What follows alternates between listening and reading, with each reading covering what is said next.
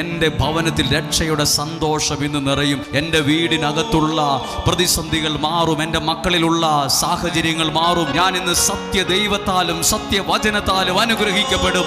ഞാൻ ഇന്ന് സത്യദൈവത്താലും സത്യവചനത്താലും അനുഗ്രഹിക്കപ്പെടും.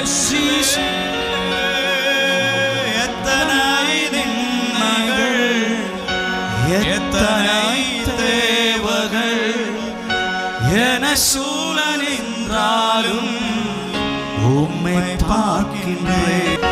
எத்தனை நின்னகள், எத்தனை தேவகள், என சூழலின்றாலும் உம்மை பார்க்கின்றேன். உத்தம ஊழியன் என்று நீ சொல்லிடும் ஒரு வார்த்தை கேட்டிடா.